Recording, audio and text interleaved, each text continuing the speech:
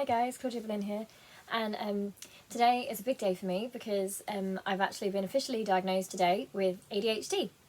I had my consultation today. I was so nervous about it. I wrote all these notes because I was really panicky that like I'd forget something, or that, you know, I don't know, I have this thing in my head where I think for a lot of us who suspect we might have ADHD and other mental illnesses too, like it's the same for that. But like growing up, obviously I had all these struggles and it felt like this uphill battle, like walking through treacle or something, trying to like just hold on and do the things that everyone else could. And obviously like the people around you not understanding that, especially if you're someone who's really academic and who gets like really good grades for stuff like the humanities, because then when you're not so good at other stuff, like because you can't concentrate on maths or ICT or keep figures in your head and stuff like that, or you can't remember certain things, it's really confusing because then they think that you're not trying hard.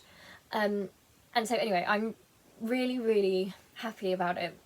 I'm so happy. I feel like I'm proud of my young self.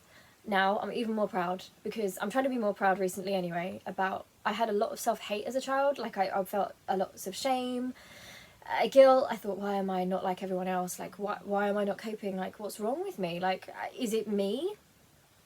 And I'm just so happy for us both, even though we're the same person. But I'm happy for that little girl because she did a really good job and I'm really proud of her. She had ADHD, we know that now, and she did well. She did really well. And obviously you can't go back and change the past, but I think this is a win for us both, definitely. I have more love for myself because I think, you know, that was difficult, you know, to navigate ADHD at a time when in girls it wasn't really, you know, people didn't know about it in girls. It's such a shame really that it was that time period, and obviously my family were, I had anxiety and depression growing up and had to see therapists and things, home situations, all that stuff. But at one point I believe my family were told that I might have ADHD, but like I said, like I love my family to absolute bits. But it was very much like, oh no, not in our family, there's not ADHD here, like no, it's a bad thing, like get a grip, buck up, like come on, you're smart, do it. And so all my life I just felt like, I felt like no matter how hard I tried, I couldn't maintain anything. So I could do things in these bursts, like I could do really well in exams, you know, if I cared about things, like I could do those things, but to maintain that day to day was exhausting. And one of the main things that I struggled with when I was younger, which I now completely understand is ADHD, is that I used to become so exhausted from trying to keep up, with it all, and trying to act like I was more with it. And I don't know, it's really hard if you're a high achiever, if you are someone who's really academic, it doesn't always show, like it doesn't show because, like, for me, I did so well, English, art, humanities, like religious studies, all that stuff, history I loved. I could do those things. And then when it came to stuff where you had to specifically remember equations and things like that, and keep that in your head for the next lesson, and then you have to use something you remembered, like in maths, when you had a test for maths, there's just no way, because you can kind of revise for a specific equation or something, which is still hard if you've got ADHD. But to be in a maths test and have to recall how all this stuff relates to each other, question to question, all different stuff, it's a very different experience, I found, because at least with English, you've got one question. Like, you pick your question, you focus on the question, right, okay, hold it there. And I think that with ADHD, especially with girls, like, I've found that we're more drawn towards the humanities anyway. So yeah, it's brilliant, because I've always felt so frustrated, like, because I knew I was good at maths technically, like I could do it. It was just that it's the recall, and it's like such a relief to just like to know that. It's such a relief. It's put so much stuff into like perspective, and so many of these things where I thought I was like defective or lazy, or like maybe if I just push myself harder and harder, and I write more lists and I make more alarms, and I'll remember, I'll have a whiteboard here, I'll write myself signs, like maybe I'll have a planner and then I forget to look in the planner, and I just couldn't keep on top of stuff. You know, it's been interfering with my life for so long. And again, like, sorry to sound arrogant, but because I am quite smart, it gets masked, because you end up performing really well in those things that you're super interested in. because I have this hyper-focus thing. So I have this in common with, so because I have ADHD and borderline personality disorder, I'm a quiet borderline. I'll probably explain more about that in another video, but there's different types. And often, the doctor I spoke to today said those things often do actually overlap. They really overlap.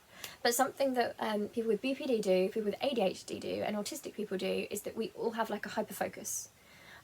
We can hyperfocus, all of us. And like for me, because I was so ignorant about it until this year really, I didn't know anything about ADHD. I associated it with hyperactive little boys. I thought the struggles I had were just me, I guess. Or part of the borderline personality disorder, which when I did my steps therapy, it helped me a lot with emotional regulation, but it wasn't helping get me organised and independent. And obviously that's because that was ADHD. The emotional stuff you can work on. The emotional stuff is the BPD. The abandonment fears are BPD. And the self-harming behaviours, that's BPD. The rest was ADHD. But yeah, we get like a hyper-focus. And I thought because I can focus, like I got a first for my degree, I loved it. I love doing my masters. Like I can write and write and write. And if I'm interested in a subject, I can get lost and lose all sense of time. And I actually thought that would discount me. I thought that when I told the doctor that, he would say, no, that's not ADHD. But he actually said, no, that actually is. That literally is ADHD. It's a hyper-focus. It's not that you always can't focus on anything. It's that if something has your attention, you can really, really zero in on it. Really love it. That's why I have so much in common with some of you guys that watch this channel, your fellow BPD havers, or you're autistic. I've got a lot of autistic friends because we have a lot of stuff in common. ADHD and autism kind of overlap as well. You can have like a mixture of different things. And yeah, I'm so relieved. I was so nervous this morning. I wrote this like pages and pages of notes because like typical ADHD thing, like I forget in the moment, and then I knew I'd come away afterwards and think, oh my god, I should have said this. Why didn't I say this? That went out of my mind. I should have said this. And it would be awful. He was so nice. He was so nice because I was nervous. I didn't want to seem nervous, but I was very nervous because in my head I was thinking like, what if I'd already filled out all these forms? So you have to fill out lots of forms about different symptoms, experiences in the past. And I had this thing in my head, this self-doubt. I think because when I was younger, I was kind of invalidated with stuff. So whenever I thought I had an issue, obviously like well-meaning because like my family wanted me to be okay, but their attitude was very much like stiff upper lip, kind of British attitude really. You know, there's not a problem, get a grip, deal with it, people have it worse, like there's no problem, just get on with it. And because of that, I guess I internalised like, I don't know, I guess you start thinking that there's just something inherently like wrong with you as a person, rather than considering that maybe you just have an obstacle, like maybe it's just your makeup, or maybe the way that you, maybe you were brought up, nature, nurture, we don't know. Anyway, that's why I love to talk about this stuff and try and be open about it, because I think the more people free themselves from that feeling of like, there's something wrong with you, like there might be something wrong, but it's not that it's a flaw within you. Like it's just an obstacle. People have all different obstacles in their lives, in different aspects of their lives. And mental health stuff like that, it's just another obstacle. It's just another difference. It doesn't make you lesser. You might just have to take a different path, or you know, have some medication, or you know, work on rewiring your brain, etc. Like, but it doesn't make you less. It doesn't make you weak. Like, it doesn't mean that you haven't tried hard enough. Like, I always used to hate that growing up, because you'd end up beating yourself up and thinking, oh, maybe I just should get a grip. Like, and then you'd have these meltdowns because you'd just think, I'm not coping, I'm doing everything I can do, I'm using every single ounce of energy I have here, I'm working so hard, but I can't do it. What's wrong? And then it gets really bad. Anyway, so I had to fill out these forms, and it was so reassuring because I thought maybe the stuff that I was saying was like irrelevant or might even discount me. And as soon as I started talking to him, he was so kind, so nice. He said, okay, so I've read your notes, and just from reading your notes, it looks pretty clear that this is ADHD. Obviously we started to talk about that, and I was kind of like, oh my gosh, like, I don't know, I think I said in another video, I have this thing where when I was growing up, I was kind of told I was dramatic, or like hypochondriac, that kind of thing. Really because I faced reality, like I didn't see it as a weakness, as something to be hidden, or something that shouldn't be spoken about, or something that created any shame or judgment. And if anyone did judge me for those things, for me it was like, well, I don't know, I never thought mental illness or having a problem is a weakness. You know, just the same as if someone has like a physical disability, that's not a weakness. People don't treat that very well either. There's a lot of horrible ableism at the moment, has been for a long time, but you know, it's not a weakness within yourself, you know, it's other people's problem. I often think the way the world is structured, some of us who have these issues grow up thinking that we're wrong and that we're like, that our disability, like we're the burden, we're the problem. But actually it's that the world is just not accessible or built for us. And it makes us have to take these extra steps. So we feel like, oh, we have to make all these steps to be accommodated. And it makes us feel like we're burdened or we're asking too much, and it's awkward and it's embarrassing sometimes. But really it's just that the world isn't accommodating enough, you know? But a lot of us internalise that. I know how it feels sometimes, like I still get nervous sometimes, like even though I talk about stuff, if I have to like ask for some sort of like accommodation for something, even on with my uni, sometimes I feel nervous. They're always so nice at the Open Uni, they're so good for disability. But I still get that feeling that I learned when I was younger, that's like, oh no, like, it's fine, I don't want to cause any trouble, like, I don't want to be a burden, like, I'm sorry, like, please like me, please, don't think I'm bad or troublesome or something. But yeah, the doctor was so nice, I was so relieved, so kind. Just nice, listened to me, he really reassured me. He said, okay, so reading your stuff, it's so common. He said he really does, like, he sees that all the time. And we spoke about some of the symptoms, and like a lot of stuff made a lot more sense to me. I think just having that reassurance from a professional who obviously knows far better than I would, you know, having that stuff, which really helped. And then he was telling me towards the end when we were talking about it, that there's different types of ADHD. So I asked him at the end, I was kind of a bit nervous and a bit like, I didn't really know. I was like, so am I diagnosed? Like, what does this mean? Because he wants to put me on some medication. And we have to make sure that it's okay with my other medication, but we're going to try. But he thinks it can really, really help me, which is so good. It's such a relief. He said that he really thinks that it will help. And it won't kill my creativity as well, because that was my worry. I didn't want to lose the creative drive and the creative focus. But I'm not going to lose that. It's just going to mean that I can organise myself more. So hopefully I'll be more productive. Yeah, so that's really good. But apparently there's, I think he said there's the impulsive type of ADHD, and there is the inattentive type. And and he said to me that I actually have mixed ADHD, and I was like, oh, okay, like how does that work? And he was like, well, there was either 6 or 9 like qualifiers for each type, and he was like, you actually hit every single type from both types. Every single one, absolute textbook case, which is such a relief. It's such a relief. Like, to speak to a professional as well, because you do think, like, am I just being a hypochondriac? Like, am I just not getting a grip? Like, what is it here? To speak to a professional who knows. Oh my gosh, it's such a relief. Like, I feel better already. I already feel better. Like, it's not in my head. Like, it's not that, like, I'm a failure of a person. I just find organisational stuff hard. My mind does slip, because he said it's something to do with the development of, I'm so sorry, I will do a video properly about ADHD when I'm, like, properly, and, like, my symptoms, etc. Because it might help some other people, because especially those of us with BPD, quite a few of us, I think, are especially girls, or people who are, like, non-binary, are maybe realising that maybe we have traits of both, and, like, they do actually cross over quite a lot. Like, you can have both. I thought maybe you couldn't have both, which was really ridiculous of me to think that, but I don't know, I was kind of worried. I thought, like, you know, maybe it's just the BPD, but some things, like the organisational stuff, you know, procrastinating, like not being able to focus, but then hyper-focusing, like the restlessness, all that stuff, like ping-ponging from thought to thought, that's not BPD. I'm sure there's times where they, like, overlap, you know, like they're similar to each other, but lots of my symptoms were different. But yeah, so he said he was, like, pretty certain. And it was brilliant. I honestly feel fantastic. And sometimes people say, you know, why get diagnosed?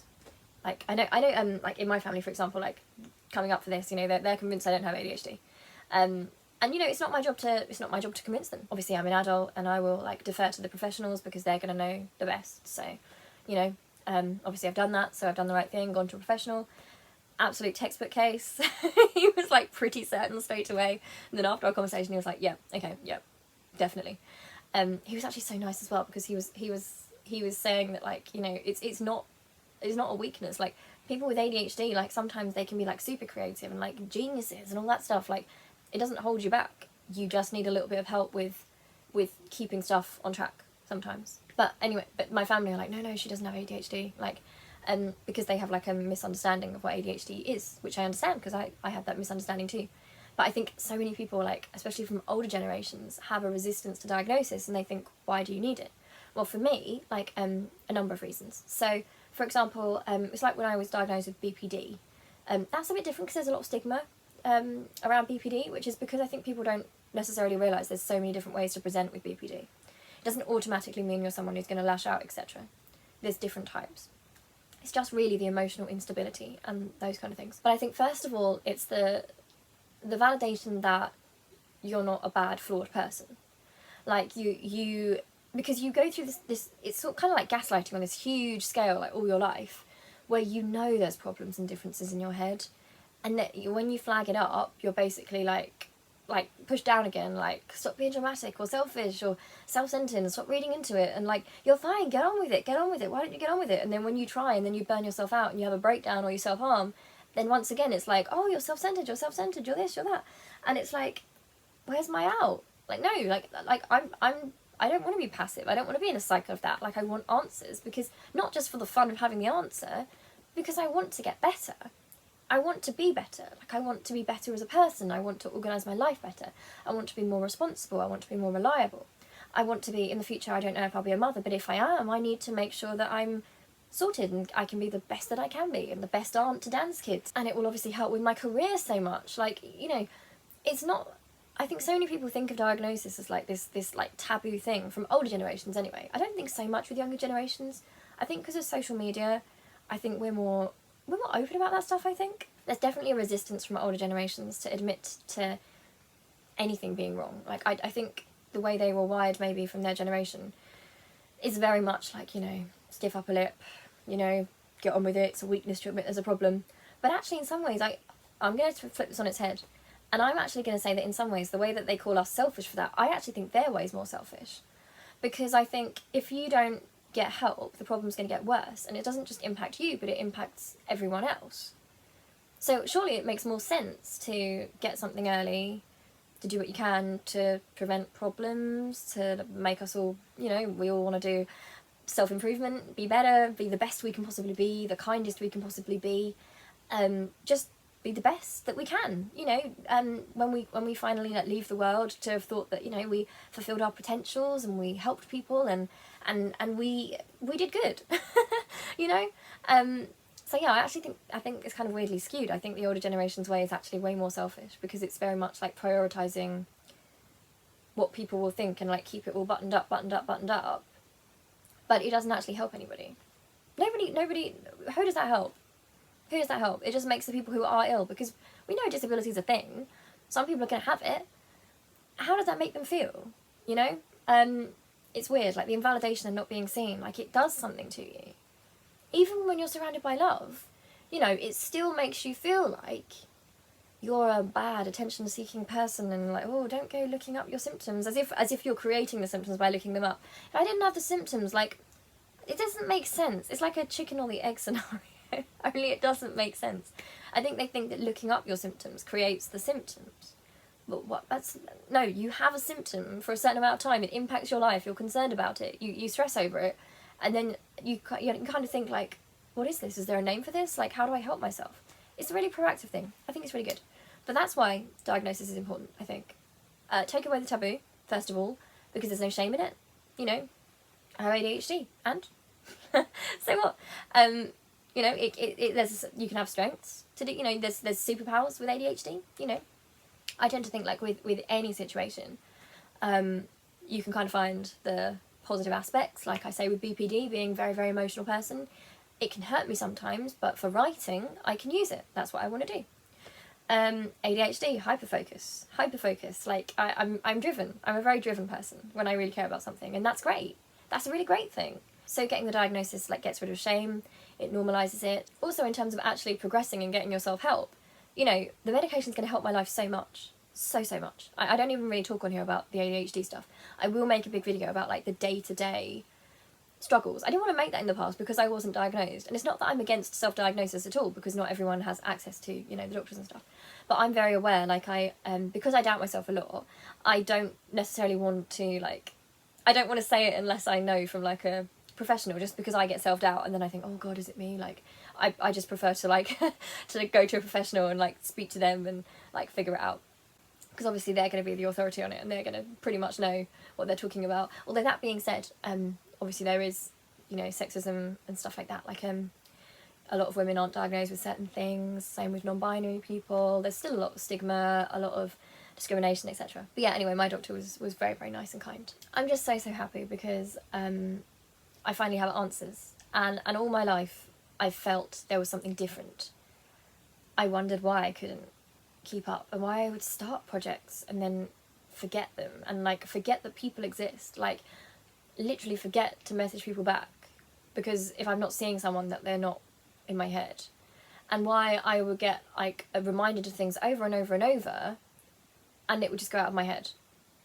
Why when I was at school I was so like conscientious, loved it so much, like but I would forget supplies, or I would forget I had homework, or like I couldn't make myself read, you know, unless I was really interested in something. I remember like skimming over the pages and just nothing going in at all, and spending lessons trying to act like I was listening and I was zoning out and creating elaborate fictions inside my head. And you know, it's just, there's so many things. I'll make a long video with all my different symptoms because it might be helpful, but yeah, I'm really happy for my little self. Little Claudia was right, and she wasn't broken, she wasn't dramatic, she wasn't a hypochondriac. She had very obvious signs of ADHD that because of the time period and the way people didn't understand mental illness, she didn't get the help that she needed or she deserved, which isn't really anyone's fault. It's just like, unfortunately, the time period, like that's how it was. But I know that that little girl was a fighter and a survivor, and somehow she made it through, and that's why I'm here, because of that little girl. I'm able to do this because of her, and I'm proud of her. I'm very proud of her, and I love her. So, yeah, I love you loads, and I'll see you really soon. And I can actually make some videos about ADHD now because I'm officially diagnosed. Yeah, I'll keep you updated with my medication and everything. So, yeah, alright, I love you so much.